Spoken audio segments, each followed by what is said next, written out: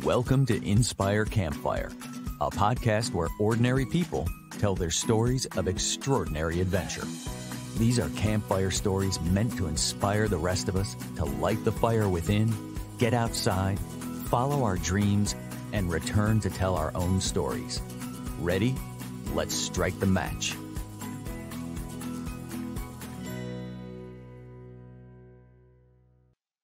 Welcome to the show. I am your host, Scott Wurzbacher, and today we're going to find out how close encounters with the land and its wild creatures can inspire a deeper connection to it. Today's guest felt a call to nature very early on, and following some incredible experiences connecting with the wild in Africa, he's dedicated his life to contemplation in the more than human world. And now he shares this gift with others. Rupert Marques is with us. And for 25 years, his professional practice has focused on wilderness rites of passage and the insight meditation tradition. He was trained through the School of Lost Borders in the US. And now Rupert teaches throughout Europe, America, and Asia at various retreat centers and beyond. He works with both individuals and organizations. And he's also a writer and contributor to the book Wilder Journeys, compiled by Miriam Lancewood, who was with us for episode 88, and Lori King. And I am so excited to share with you all his stories and wisdom of this curiously courageous adventurer. Rupert, welcome to the campfire. Hey, thanks so much. Yeah, thank you for being here. I have to comment for those that might be listening or watching on YouTube. You look like you're sitting in front of a fake Zoom background, but you're not. You're actually in Asheville right now, Asheville, North Carolina. The midges are definitely real, but yeah. I'm in North Carolina. The birds are chirping, and so fitting that we're doing this podcast from North Carolina, and you just happen to be here for the next couple of days. So that's really awesome. Rupert, if you could, just for listeners, would you mind sharing just a brief overview of the work that you do and where you do it? I mean, there's two strands to my work. One is the wilderness rites of passage work, holding space for people at particular transitions in their life to gain greater clarity or intentionality around the journey of their life. And the other is contemplative practice. As you mentioned, in the insight meditation tradition, this capacity to listen to the inner landscape of our own minds, in a way, the inner wilderness of our own psyche, again, in service of freedom, for a greater possibility of living well on this earth, a more soul-infused life. There's a lot there that I really want to dig into for listeners and, frankly, for myself. But before we do that, I want to build up to how you got to this point. And in the book Wilder Journeys, which is fantastic, in your piece that you wrote, you talk about an early dissatisfaction with culture and this call that you felt to adventure. And I wonder if you could share a little bit more about that. Yeah, I mean, it's very true. I did feel a significant dissatisfaction with my culture, with what I was offered through the educational system. When I looked around and saw adults were doing with their life kind of a 9 to 5, and then let's get home and watch TV, it just wasn't really nourishing for me. And as a young man leaving school, and I had no real idea of myself or my purpose, or even as collectively as human beings, what we were doing on this planet. Of course, I could hear in the news even back then, like some 40 years ago, 30 to 40 years ago, the environmental destruction happening on the planet, and that concerned me, but I didn't see any movement to engage with that. The kind of business as usual cultural story just didn't feed me, it didn't nourish me. And so I had to look outside of my culture to find, a more conscious orientation to this life. So where was your childhood? That was in the middle of England, kind of in suburbia, surrounded by monoculture fields. But at that time, before the internet, we still used to play outdoors, but there wasn't so much, like here in the States, there wasn't so much wilderness there. the UK being the heart of the Industrial Revolution, small island, a lot of people. So, we would go out to the fields and derelict building sites.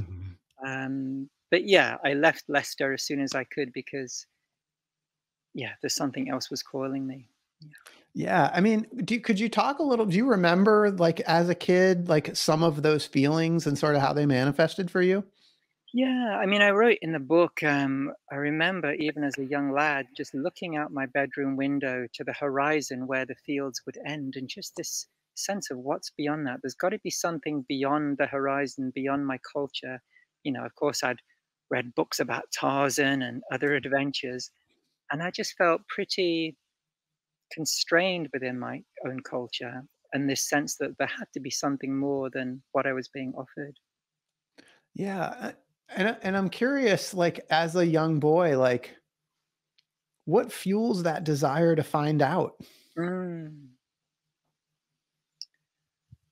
I mean, I think as a young child, there's that innate curiosity in all of Mm, us to want to live life as fully as possible. But I think that can often become concreted over through the educational system. So there's the natural movement as a young child, to wonder toward life. But as a young man, what fueled that was just dissatisfaction. I was just very dissatisfied with what was being offered to me. Yeah. But I think, I spend, a fair amount of time working with young people as well as adults these days. And already a young child has that innate curiosity, that wonder toward life. And if that young person is supported, that connection with a wider natural world, of course, those threads of connections would strengthen. But often in our culture, the wider natural world is just seen as something other. Um, we're not invited, as perhaps indigenous traditions would invite their young people to explore the relationship with the modern human world, as though these trees, these rocks, these four-leggeds, these winged ones are all our relatives with whom to have a connection and a sense of belonging and kinship. mm. So that, of course, was very absent from my upbringing in industrial culture. Yeah. Yeah, I mean, so for you, it almost seems like, I mean, this was something like innate that just sort of, I mean, for so many of us, we're just, we're raised in these like concrete jungles, right? Like these cities. And it's just, we just go about our daily doings, and we don't even think on this level. But it sounds like there was just sort of something innate inside of you that was calling you out of that and pulling you out of that. Yeah, as I say, the dissatisfaction was strong. I wasn't willing to live the life that my culture was offering me because it seemed didn't have soul, didn't have meaning, didn't have purpose. And not that there is no meaning and purpose in culture, but from what I was seeing around me, what my educational system was presenting to me as a successful human life, it didn't seem so engaging. So the dissatisfaction is key. And I would argue that many people in contemporary culture feel that dissatisfaction. The problem is our culture is so skilled at distracting us away from that sense of dissatisfaction, filling us up with all manner of distractions and entertainments or intoxicants that we don't have to feel that disquiet or that unease or that calling of one's soul.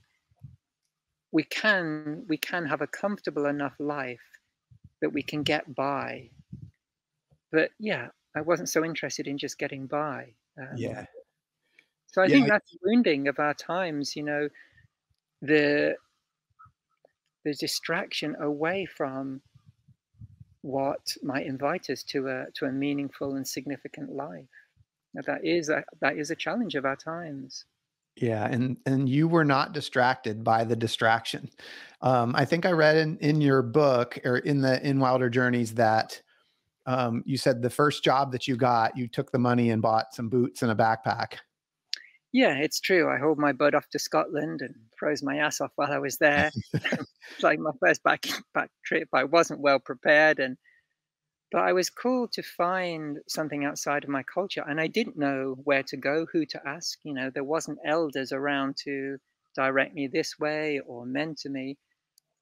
So I just went to somewhere wild, something inside of me, maybe from those times as a young boy looking to the horizon, or time outside playing on the land. Something drew me to the wilderness, and Scotland was the wilderness we have in the UK. And so, yeah, I just went there, and I did find, I remember just feeling that there was something larger than my culture. There was something larger that would hold me, something that I belonged to that was more than the human community. And I couldn't have articulated it then, but it was this sense of, yeah, there's a larger field to that which I belong to.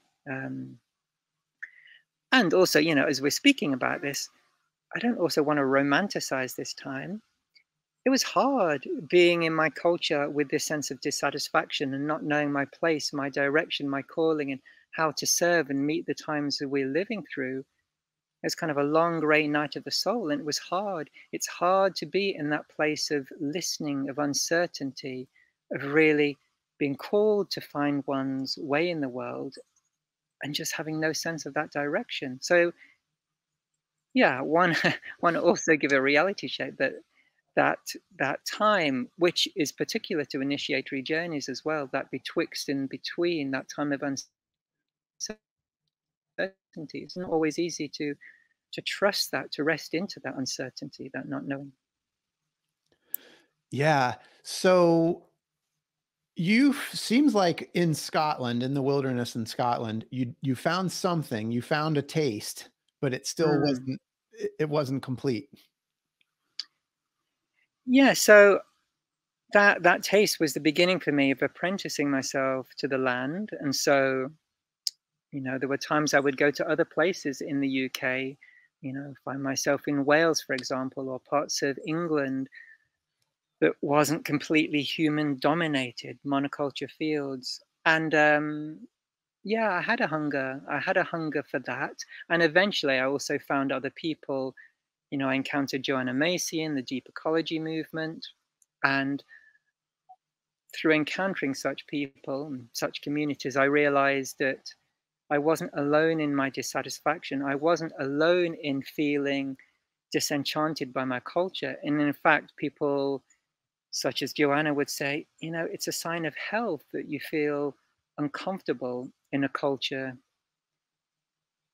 that is in some ways pathological, detrimental to the biosphere, detrimental to the flourishing of the human soul, detrimental to social equity.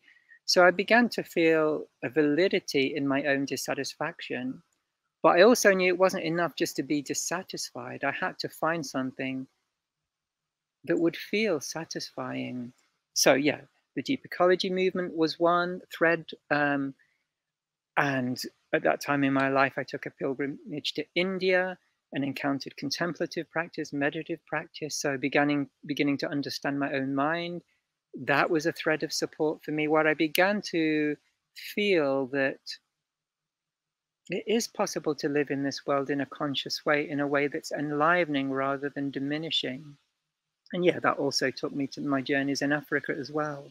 Yeah, and I really want to go there. I'm excited to hear a Mm. little bit more about those stories and some of the encounters that you had there. So what brought you to Africa?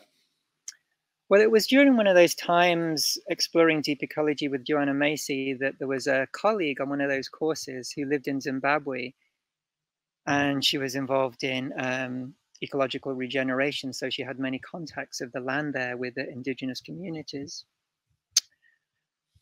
And at that time, I'd already decided I wanted to go to the States and study, and to study in the field of ecopsychology.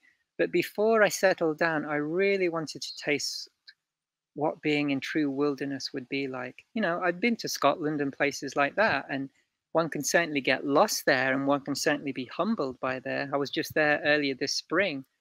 Huge storm, shredding my tent, breaking my tent poles, humbling me big time. So one can still feel that. But I wanted to be in an environment that, where I felt that I was part of the food chain, where human beings were not in control. It may be like this romantic image of those Tarzan books I used to read, read, I wanted to feel how it was to be in an environment where humans were just a participant and, yeah, a member of the biological web of life. And so I thought, I wrote to Bev, this colleague in Zimbabwe, said, hey, can I come over and visit? And she said yes. And so she supported me in having a range of wilderness experiences there, going out solo into the bush and also meeting some of the indigenous people of that land. And both of those avenues were really fruitful and formative for me. Yeah. You've mentioned Tarzan a couple of times. Can you share a couple of the stories with us about your experiences in the wild? Well, one thing to say, that image of Africa as this great wilderness, that was really dispelled as I was flying over in a biplane over huge areas of Africa.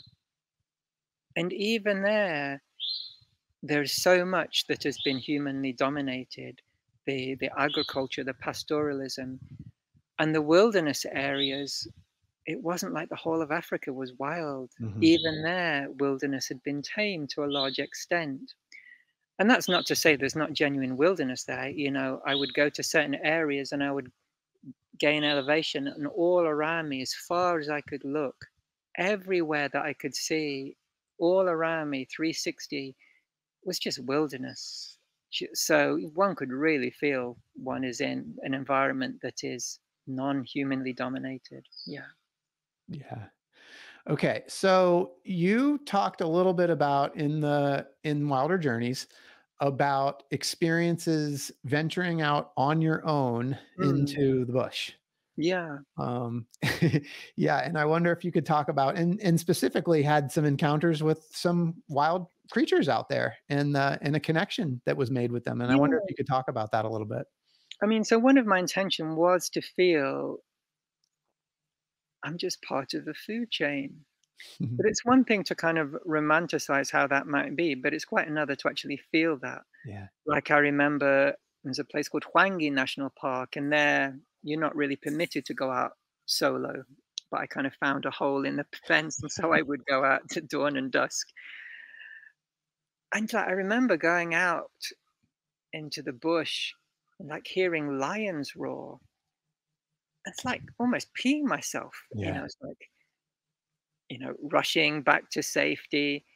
Of course, I didn't know at that time when lions roar, they're not actually hunting. They're very stealthy when they're hunting. But the way I would walk in the landscape would be there would be a depth of attentiveness and presence there because I had to be so aware of what was going on around me. So it was this deeply respectful presence to the landscape that you can't manufacture in a landscape where you're the dominant species, such as in England.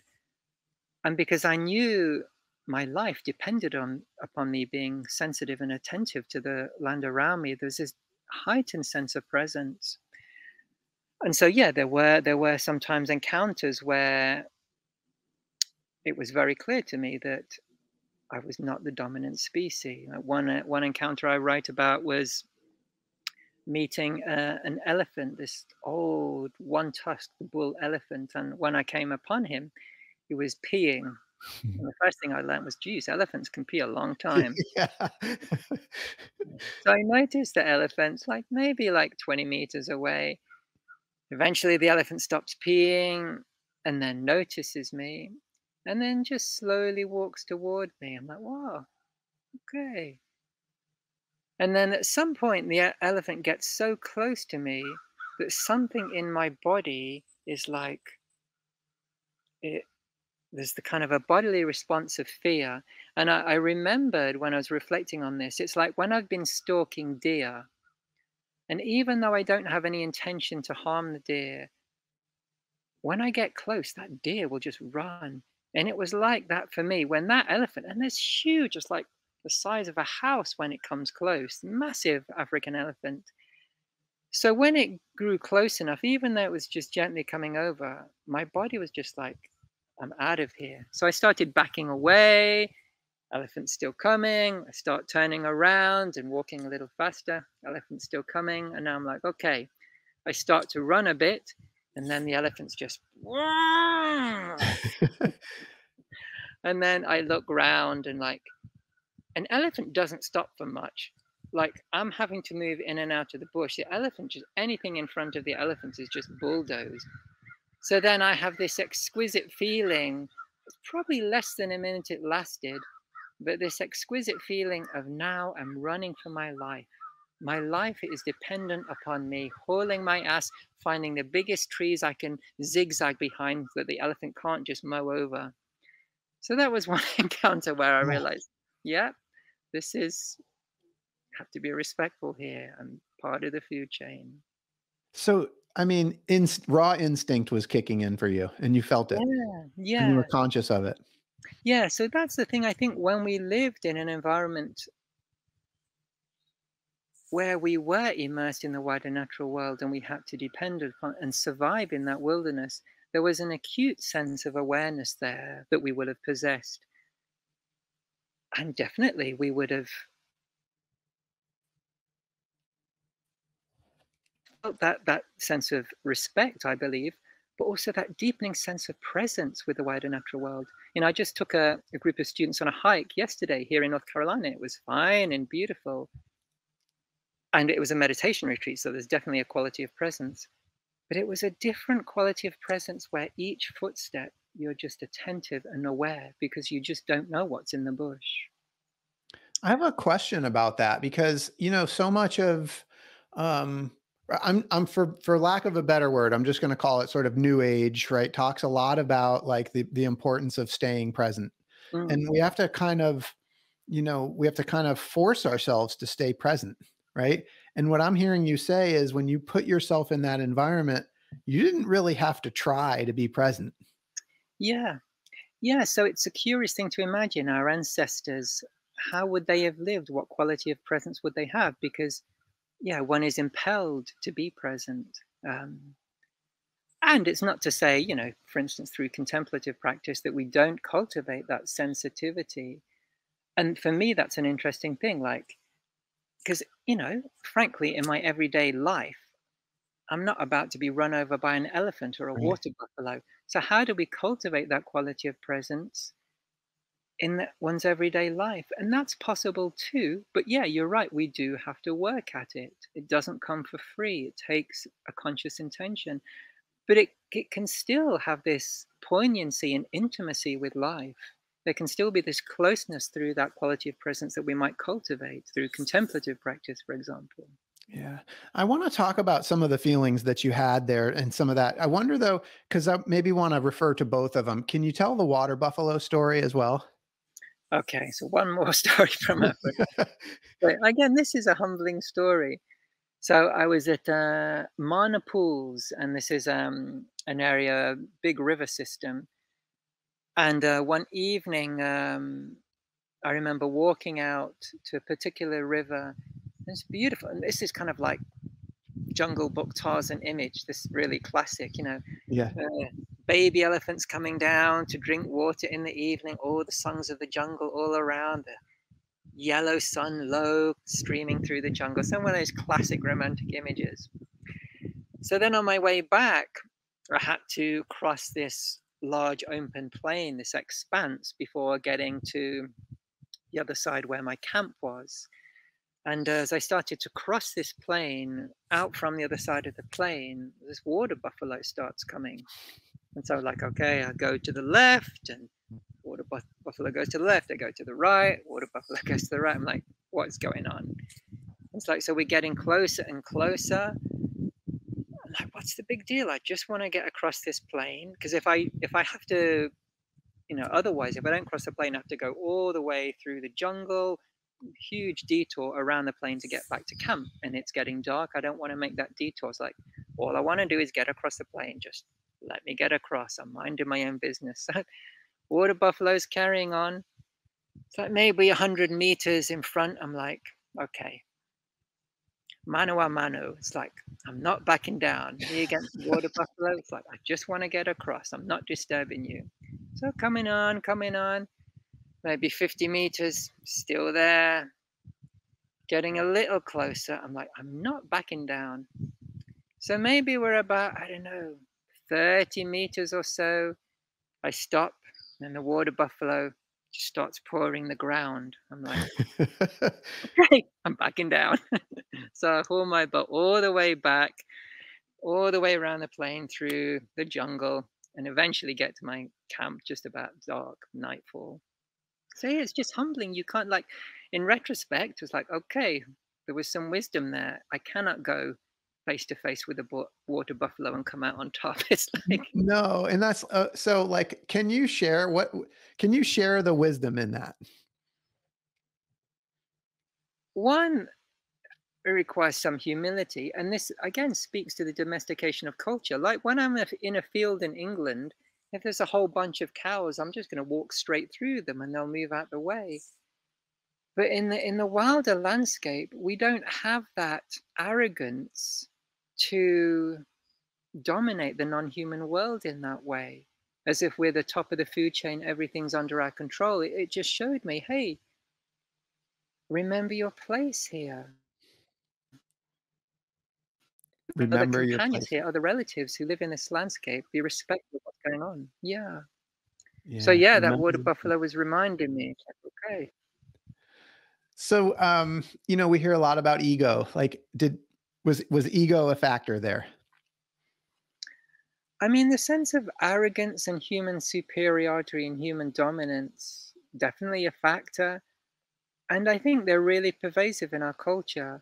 What fuels this mindset that we can dominate the planet now? We can just extract resources, put our waste out there, the sixth mass extinction of species. It's this same mindset of anthropocentrism, human centrism, dominance, as though everything is here for us, rather than we're here to be in communion with a wider web of life. And in some way, not just communion, but bring the unique gift of a human being to creation, to this web of life. What is it as human beings that we can bring forth to this planet that would make this planet more beautiful?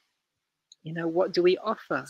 Just as the oak trees here would offer their life-giving breath, their habitat for other species, they would hold the soil together. As two-leggeds, what's our offering to creation, to this planet? It's a good question. It's a question that we might not be holding at school so much. What's our role here? And what's our role as individuals, the unique gift of our life? When we speak about initiatory work, it's really attending to what's the unique gift of your life? What are you here for on this planet? Yeah. So Rupert, I mean, you have immersively gone into the wild and had these head-to-head encounters, and I know the fear was there, but I know that you had this intense presence, this connectedness. What answers have you found to those questions? The questions of what we're here for. We have this unique capacity to find a sense of wonder and awe and a sense of gratitude that comes from that intimacy. One answer I would say is that human beings is a space that the universe has created to feel its own grandeur, to touch its own face, to fall in love with itself. This capacity we have of this awareness, this presence, this quality to be aware of life, this is such a unique gift. The oak tree brings its gift to creation in its own way, but this human way has something because of this consciousness we have. That's why I say the human being is a space the universe has created to know itself, to feel itself, to be conscious of itself, to fall in love with itself in this particular way. So this sense of awe and wonder of the very fact that creation is here at all. And from that gratitude, how might we live? Not because we're supposed to live in an ethical way, not because somebody says we should do, but this deepening intimacy with life and the sense of our belonging naturally would express itself in an ethical care toward oneself, toward others, toward the wilderness, toward the biosphere. Mm. Because of this capacity to consciously attend to life. So that whole movement from when I was a young boy to now, all we could say, it's a movement of a deepening way of consciously holding this life. Wow. So you just alluded to it, but what has that transformation been like for you, as you know, that young boy that's looking out the window saying, like, what's beyond, to where you are now? Well, it's true that there is something beyond what I found in my culture there. When I first encountered the, people like Joanna Macy and working in that field of deep ecology and asking those deeper questions, and encountering people from indigenous traditions as well, and them speaking in different language, but toward the same central thread of our deepening belonging, our purpose here. So, what is, I forget your question, but That's okay. what, Yeah, I was what, just really kind of talking about that transformation that you personally experienced from that boy yeah, that was looking out the window to where you are today. yeah, great. So the question, yeah. So that boy looking out the window, that young man, are you really yearning for something wider than the cultural narrative and a feeling of dissatisfaction? And what I've experienced is, yes, there is something larger than the contemporary industrial cultural narrative. And the flavor of that might be not dissatisfaction, but a sense of fulfillment and meaning and purpose and belonging. A satisfaction born not of acquiring ever more material goods and having a greater power, but a satisfaction and fulfillment in this exploration of what a meaningful life might be. And one feels one is belonging to creation and taking one's part in it. So when I come to die, that I could die in a good way and say, yes, I've offered my life to something that feels I'm integrity with. But that's not, saying that again, like my life is challenging every day. It's a challenge to live in integrity, to live into what's possible. It's not one has this great vision of what's possible. Yeah, one has a vision and a sense of what's possible, but every day is required to live into that vision. Yeah. Yeah. Questions we could have is like, what supports that? Certainly, connection with the modern human world supports that. Certainly, time to listen to one's own soul, one's calling, and certainly time in community supports that. If there's one thing that will bring us through these times, I feel it will be the reclaiming of community. It's so needed. And the pandemic of isolation and hyper individualism is such a wound. So, yeah, the reclaiming of community feels crucial. Yeah, I couldn't agree with that more. I think people come together, and that makes all the difference. You talk about your dissatisfaction as a youth. Do you Mm. feel like you've been able to transcend that dissatisfaction?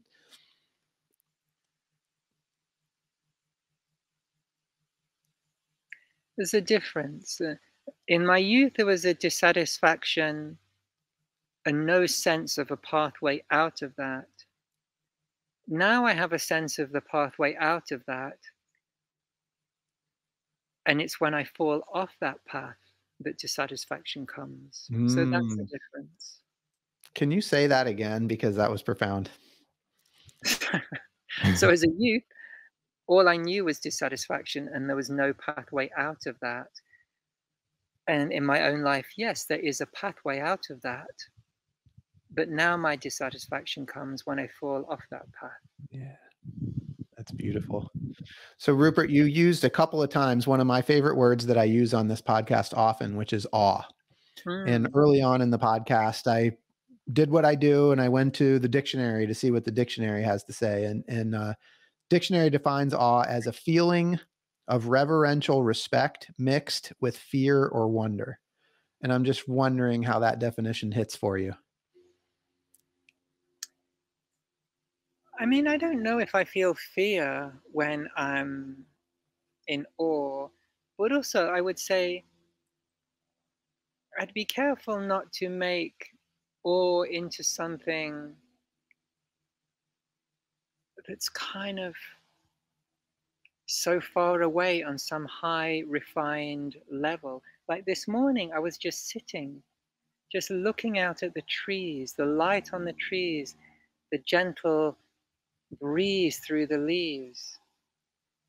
And there was an intimacy there. We could call that awe in the very ordinary, the very simple. But it's the quality of attention, the quality of presence that brings forth that awe.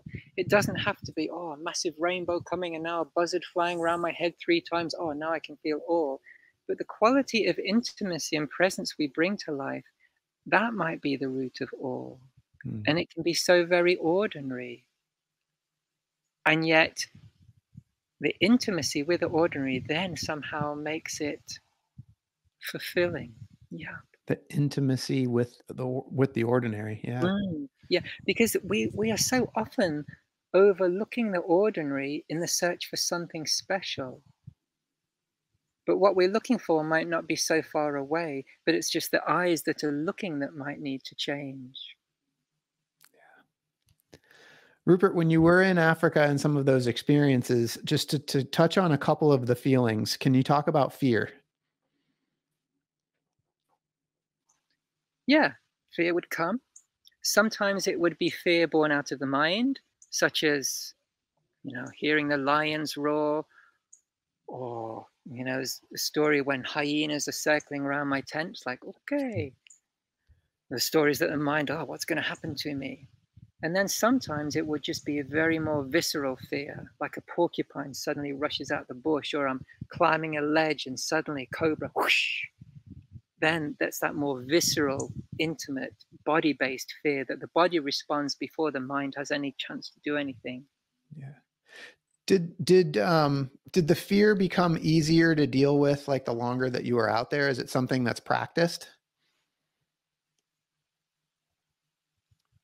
I think perhaps, and it's hard for me to remember now, but what I perhaps imagine happened, that visceral fear to immediate threat would always be there, but the fear that's cultivated in the mind about, oh, what could happen if this happens? What could happen if that kind of proliferation in the mind bringing forth fear, perhaps unnecessarily, I think that would have quietened down. Yeah, that makes complete sense. And so I guess a similar question, but what we might call a more positive feeling is that, like, that feeling of aliveness and the feeling of being connected to nature. Yeah. Can you speak to that a little bit? In general, these days or from that time or? Yeah, well then, sure, then and now. So yeah, as I spoke before, the feeling of being compelled to be attentive moment by moment, that engenders that intimacy. Like when one is so attentive to the moment, there's not enough time for the mind to be thinking about this in the future or that happened in the past. And in the absence of being lost in peripheral thoughts, again, the intimacy with the moment, with the landscape, brings that sense of fulfillment. And it's not only in moments of heightened sensitivity because of fear. Like I remember there's a place called Chimani Mani, very high cliffed areas. And I remember once hiking up so I could see the whole overview of the plain. And I had my little camp by this cave and there was a pool of water there. And I had all I needed. I had enough food in my backpack. It's a funny story. I wanted to go very minimalistic. So I just packed fruit, dried fruit and fruit, a whole load of bananas in my backpack. And by the time I got up there, I just had big banana smoothie in my backpack. Anyway, another story. But that sense of being there, this beautiful cave to sleep in, the water to drink from and bathe, this whole landscape below me, I could see the clouds rolling through the plains. That sense of beauty can also bring that quality of awe and presence. It doesn't have to be driven by fear. So it's a great question. What is it in our life that brings a sense of awe or contentment? But my sense is there will always have to be a quality of presence there. Yeah. You cannot have a sense of awe without a quality of presence. Yeah. I think that isn't it that the whether it's the fear or the wonder or both combined, they kind of snap you into this place of presence. Yeah. Yeah. So Rupert, this experience in Africa obviously inspired you and kind of set you off on a whole nother journey. And I know that there's a lot of parts between Africa and the School of Lost Borders, but I wonder, you're the first person that mentioned the School of Lost Borders to me. I wonder if you could tell us about that. Yeah, so the School of Lost Borders is a school based out of California, and that works with contemporary wilderness rites of passage. And they have been doing that for decades now, bringing people out onto the land at a time in a person's life where there's needing to be some attention given. It could be the transition into adulthood, to womanhood, to manhood. It could be midlife crisis. There's a sense of like, geez, where's my life been going? I've been traveling this path in my life. Is it really serving me now? And the sense of needing to reflect on life. Could be the movement into elderhood. Could be because of a loss, a separation. Could be because an addiction is compelling one to attend to one's life. So some kind of sense of a person in a transitional point in their life, and they're wanting to gain clarity in that, or wanting to mark that, or honor that. And so in this particular tradition, 4 days and nights are offered alone in the wilderness, preceded by a period of days inquiring with that person as to their intention for marking this passage rite, and afterwards a number of days mirroring the story back that's happened in that threshold time in the wilderness, so that person gets to see more clearly and a sense of empowerment and being witnessed in their particular story. So of course traditional peoples have had many passage rites, and the exploration in contemporary times is how to find our own way to honoring what people before us have honored, namely an individual human life and their place, their role in community, their place in the world. In short, I would say it's a ceremony that really honors a person. Mm. So you trained at the School of Lost Borders in these wilderness rites of passage. Yeah. So can you talk a little bit more about how you have taken that work into what you're doing today and how you help people today? Yeah, so that is one of the main threads of my livelihood. And again, still holding to that main form of 4 days and nights fasting in the wilderness, preceded by some days supporting intention and some days afterwards hearing the stories. And the way I'm working in the UK and Europe with that is having elongated training. So we will work over the course of a year. Each season, we will go onto the land and receive the mirror of the natural world in spring, summer, autumn, winter, and how that might mirror something of our human journey, childhood, adolescence, adulthood, and elderhood. What are the social and ecocentric developmental tasks that are invited as we walk this journey as this human life? So, for example, childhood, the social developmental tasks might be forming of language and forming of relationships with primary caregivers. But in an ecocentric wheel, the ecocentric developmental task would be forming a connection with a more than human world, as I was speaking of earlier, that all of these beings out here, they're our relatives.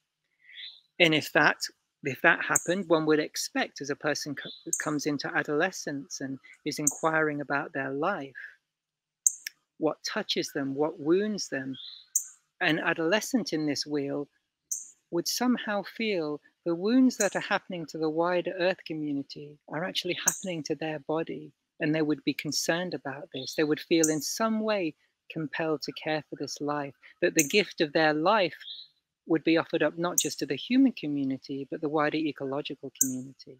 And so on as we go around adulthood and elderhood, the different tasks and invitations.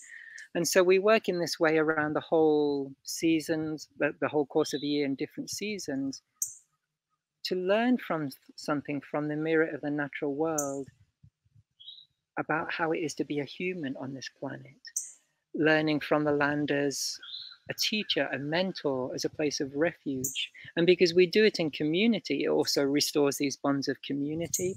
And because also the third thread, one thread connection with the land, the second with community, the third thread is connection with one's soul, one's individual calling. So these three threads wrap together. kind of a lot to put into a bit of a No, nutshell. it's great. But and what I'm kind of feeling is, the fact that the earth, right, the planet needs healing, like environmental healing, right? Like I'm getting this sense that the work that you do in helping people, discovering their soul and the healing of the environment and the planet, it's all connected. Yeah, so it would be different, going into a psychotherapist's office and working with, my calling or whatever, or my wounding, that has its place. But in wilderness work, we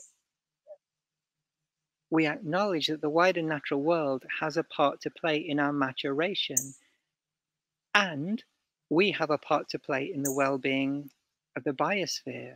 There's that mutuality that eco-psychology would point to, that my health, for our health as a people, is dependent upon the health of the biosphere.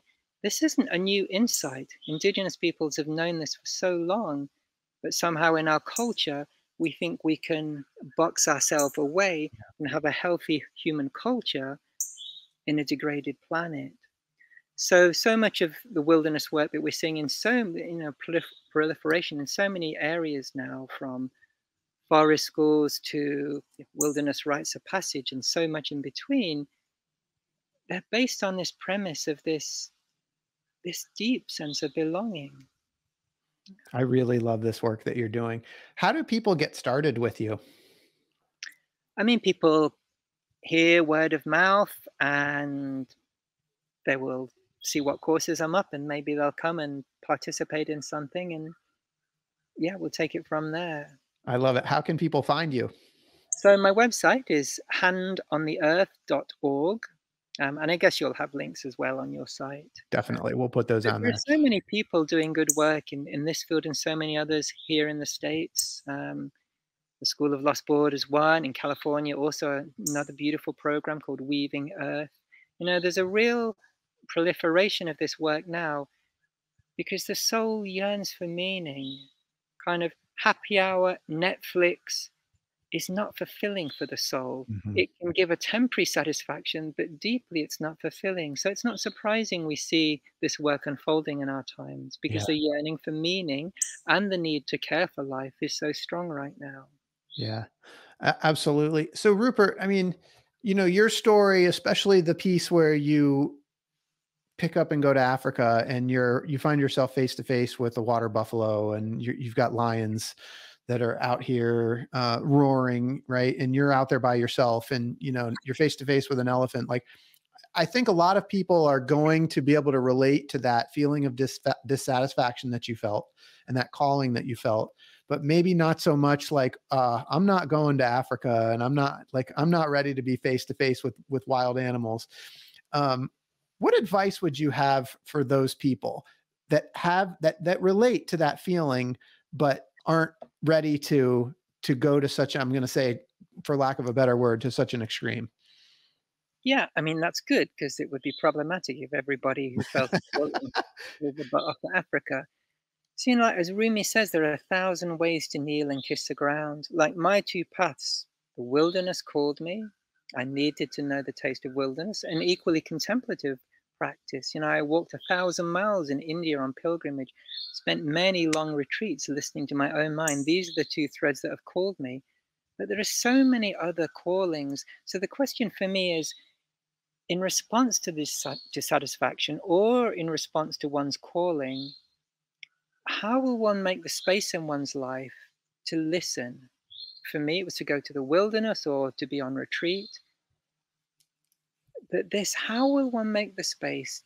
And young people in particular really deserve the opportunity to listen. Like, I think it's a travesty in our culture where this kind of factory and then, okay, school, university, career. So how do young people in particular given the opportunity to listen? But no matter where we are in life, how will we make or create the conditions to listen so something might be revealed to us? And then that's where the trouble starts. When something is revealed to us, a particular calling, then we have to give ourselves to that. That might influence, it might change our life. So the first thing would be the listening. Listening seems so fundamental. That's why I was saying in my early story, didn't want to romanticize it. Sometimes it's hard to listen. We want the immediate answer. But it's not like going to the supermarket and buying something off the shelf. So yes, the first invitation would be to listen, and then how to find the courage to respond to what one hears in the listening. And so there could be so many ways. And as I say, the supportive community is crucial in this. But just to be willing to feel the dissatisfaction or the call for something, and to not let that go, to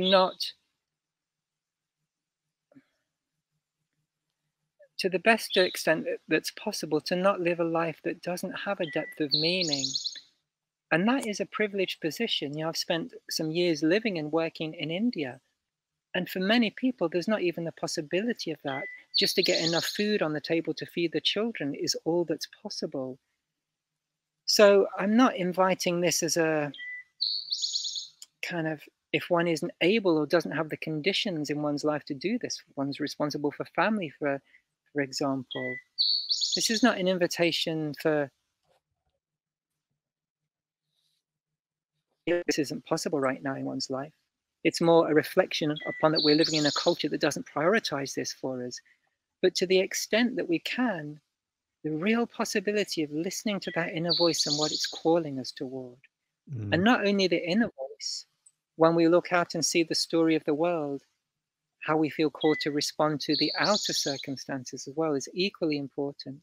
That marriage of the inner and the outer. Yeah, I really love this, because in a really beautiful way, what I heard was we need to listen to that voice inside that calls us to adventure, and then have the courage to say yes. And to find what resources we might need to support that. Yeah, I love this. And to know that collectively something is possible, not just individually. I love this. So Rupert, I ask everybody that comes on this podcast a couple of fun questions to wrap up. You have lived an incredible life, and you're still going, and you've got so many amazing stories. And you know, those guys in Hollywood, they're going to want to make a movie about you. The question that I ask everybody is, who's going to be the Hollywood actor that's going to play you in your movie?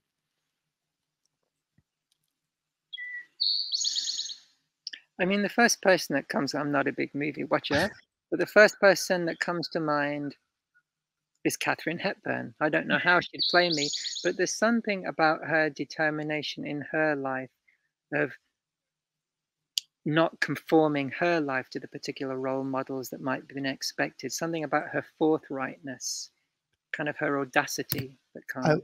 I love this. We're taking the characteristics and we're running with it. Katharine Hepburn. I love it. And what's your movie going to be called? It would be called Listening to an Ordinary Life. Oh, Listening to an Ordinary Life, starring Katharine Hepburn. This is great.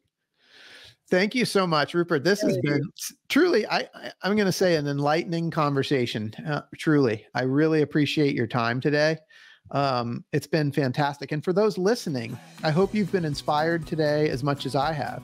I hope that Rupert's story has encouraged you to listen to the voice inside that calls you to adventure, because we want to hear your story next. If you have a story to tell, or you just need a nudge to create one, please send me an email. We'd also appreciate it if you'd help us spread the word by leaving a review and sharing or tagging Inspire Campfire in your social media. And until next time, I want to encourage you to get outside. Thank you for listening. Rupert, thank you so much for being here today. Thank you so much for the invitation.